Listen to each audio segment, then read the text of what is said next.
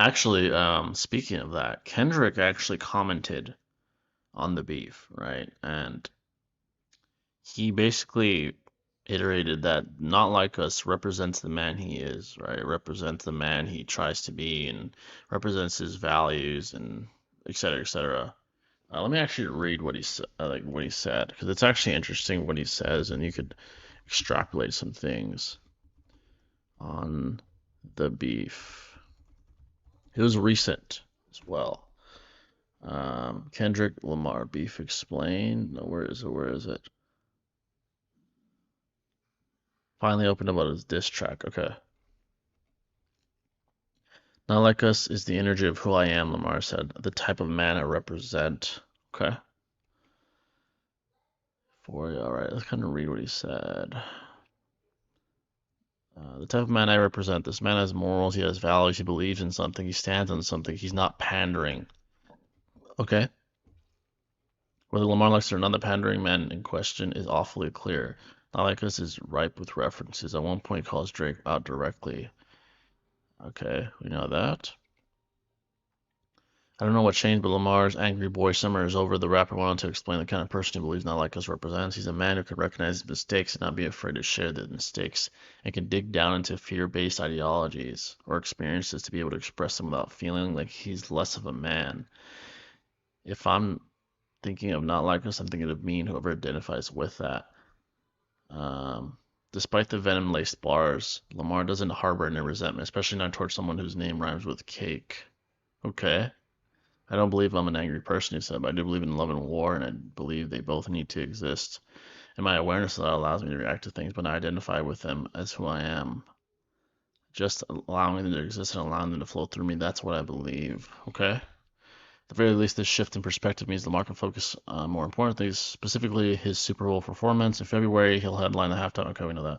Rap music is still the most impactful genre today, he said, and I'll be there to remind the world why. They got the right one. Okay, very interesting. So, this is what I'll say. Him implying that this song isn't. Let's see. Let's go back to what he said. Uh, represents. So it said, despite the venom-laced bars, Lamar doesn't harbor any resentment, especially not towards someone whose name rhymes with cake. I don't believe I'm an angry person. Now, this is what I'll say. I believe both guys in this beef harbor some resentment. If you're gonna call someone a pedo and call the other person a wife beater, it's more than just a playful beef. It's gone far further than that, right? If you're implying that it's going to be someone's last show in a specific city because of who they are and what they've caught, what beef they are in, that's not child's play. You know that's further than that. That's deeper than innocent beef. Um, this was a real beef. Those guys legitimately do not like each other. I know Kendrick was trying to be politically correct and say, I'm a man and, this song represents who I am and the values that I hold. I'm not pandering to nobody. Um, it's interesting, you know. I'll say this. Yes, I'm biased towards Drake, but he's doing the halftime show. He's saying he's not pandering, right? But he's doing the halftime show. He submits his songs to the Grammys, and he's won a Grammy, I think, for Not Like Us, Best Song of the Year or something like that. Now, clearly, um, he cares about reception. Every artist does. You gotta be serious if you drop Meet the Grams. Yeah, man. You definitely gotta be serious. That was the best written beef. Excuse me, the best diss track in the beef. And I'm a Drake fan. I gotta admit, that was the most vile one, the deepest hitting one. He attacked Drake on multiple fronts. Um, his manhood, the pedo shit, who he is, what he is. It attacked him on multiple fronts. So yeah, it's serious. It's not a game. Um, maybe Kendrick is trying to, be politically correct, but it's certainly not a game. Those guys legitimately do not like each other, perhaps hate each other. Now neither one of them are gangsters. Neither one of them are, Tupac and Biggie as far as what they're willing to do as far as physical action. But this is a real beef though. There's legitimate malice from both sides here. Really is. It's quite obvious. So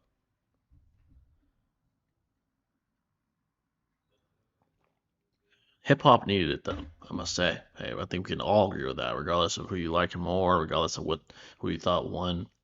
Hip hop needed this. It brought everyone's game up. Those two pushed each other. They pushed each other to drop hits. Family Matters and, Not Like Us.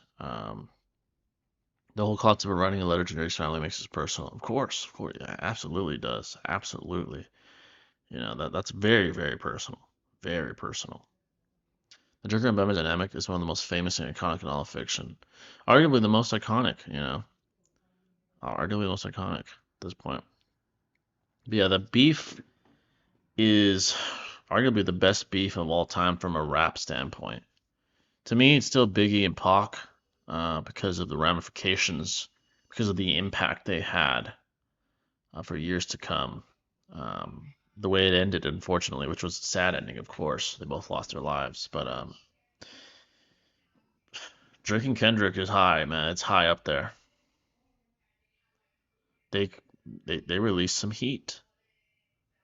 Brilliant, brilliant rap from both sides. So it's clear that these guys are two of the best in the world right now. So